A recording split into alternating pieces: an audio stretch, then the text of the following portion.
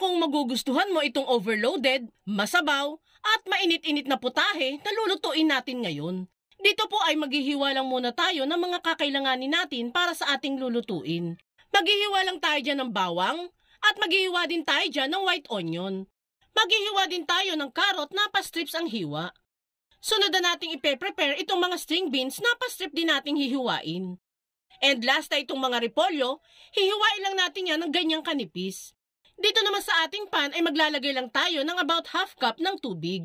Then saka natin ilalagay dyan itong nabili nating baboy. Halagang 100 pesos po natin nabili ang baboy, kaya medyo madami-dami. Ang kinuha nating part dyan sa baboy ay yung may taba at laman. Yan din yung mga part na ginagamit ko sa minudo. Takpan muna natin yan at saka ito pakuluan ng 2 to 3 minutes lang. Then saka natin ito halu-haluin. Ang goal lang naman natin dito sa baboy ay magmantika na ito at maprito ito ng bahagya sa sarili nitong mantika para sure tayong talagang lutong-luto itong baboy dito. Kapag tuluyan nang nag-evaporate ang tubig dito sa ating niluluto, ay unti-unti na din niya maglalabas ng mantika. After ng mga ilang minuto ay naprito na din ng bahagya itong mga baboy. Itabi lang natin yan dito sa pan at mag-uumpisa na tayong mag-isa ng sibuyas at bawang. Palalabasin lang natin ang bango nitong mga aromatics. Then saka natin isali sa pagigisa itong mga niluto nating baboy. Halu-haluin at igisa-gisa lang natin yan saglit. At isusunod na din natin dyan ang hiniwang carrots. Igigisa-gisa lang natin yan ng 1 minute at saka natin ilalagay dyan yung hiniwang string beans. Haluin ulit natin at igisa-gisa ng kahit 1 minuto lang. Then saka natin yan titimplahan ng mga pampalasa. Maglalagay tayo dyan ng 1/4 cup ng toyo. Kahit anong prepared ninyong seasonings at pamintang pino. Halu-haluin lang natin ng kahit 1 minute lang hanggang sa mag-well mix na ang mga sangkap.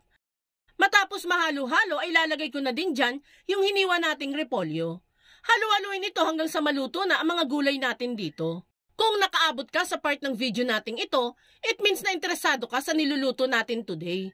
Kung sakali pong magugustuhan mo ang recipe natin today, pwede po bang pusuan mo naman ang video natin at ilagay mo na din po sa comment section kung taga saan po kayo. At para po malaman ko kung saan nakaabot ang video nating ito. At syempre para mapasalamatan ko na din po kayo. Maraming salamat po. Yan guys, medyo half-cooked na itong mga gulay na ginigisa natin. Hahanguin po muna natin yan at proceed na tayo sa ating next step. Sa same pan po na pinagisahan natin ng mga gulay, ay maglalagay lang ako ng 1.5 litro ng tubig. Maglalagay din ako dyan ng 2 pork cubes at half cup ng toyo. Halu-haluin natin yan at saka ito takpan. Ilagay na natin sa high heat ang apoy para madaling kumulo. Kapag kumukulo na ay buksan na ang takip.